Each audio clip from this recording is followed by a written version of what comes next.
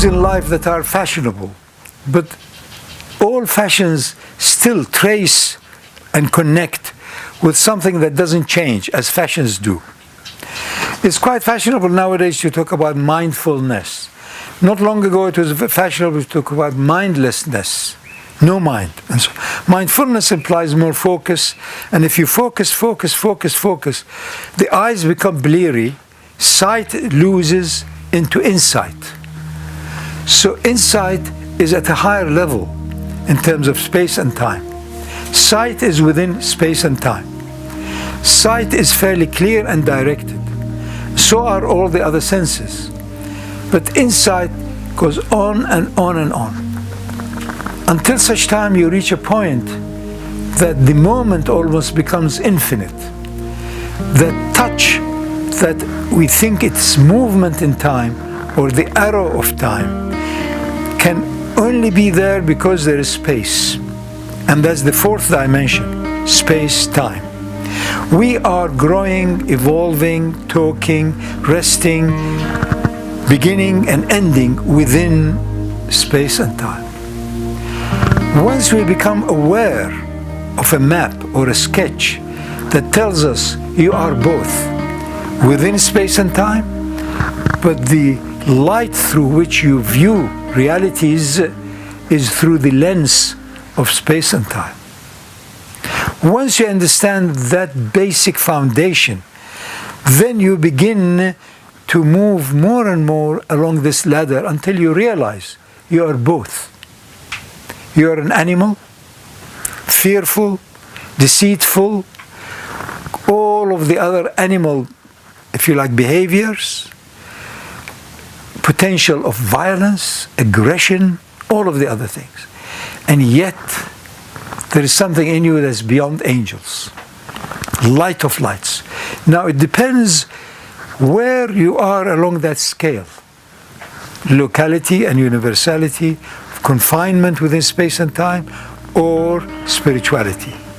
You are now self and soul. You don't deny the self. You don't deny your ego. You don't deny your habits of eating, sleeping, whatever. You don't deny them. But you are not imprisoned forever in that. See, this is my usual way I make my coffee. But please make it the way you want. Maybe you change your mind. Maybe you find it's better. So you are firm but flexible. Unlike most people who are supposed to be religious, they become rigid, inflexible, and therefore they crack. It becomes brittle.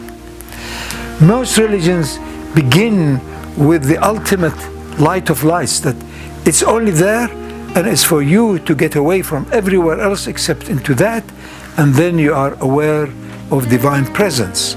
And therefore you behave well, because you know you will face it. Even though you may deny it now, but you will face your real intention. If not before death, after death. So do it now, so you don't carry your burdens. Also, you relieve the angels that are going to hold you to account. Let them have a bit of a time, a bit of a break. So, you know that nothing ever is lost. Energy and matter are interchangeable, exchangeable, and you will come to know it. Wherever you turn, Allah was there before, God was there before. Wherever you are, there was already there before, now and later. That is the permanency, and that is your root, and that's your origin, and that's your destiny. That's why it is said, if you look at to the insight of the insight of the insight, you only see perfection. Even though it may have been imperfect because you pained your leg or the roof fell. These are not something that's very desirable because you want shelter, you want safety. Why? Because you're obsessed with life. You want life. Everything else fades in your desire to maintain life. So there is no way out of it. You are caught in that local space-time imprisonment, but you begin to climb the ladder of consciousness to realize that you are imprisoned by the real you, which is your own soul and your own spirit. And this is across for all of humanity. It's not subject only for a few select people or a few chosen people. So long as you are Adamic, this is applicable to you. You are both sublime and ridiculous. Touch with the sublime most of the time, and you will smile and laugh at the ridiculous, and you're liberated.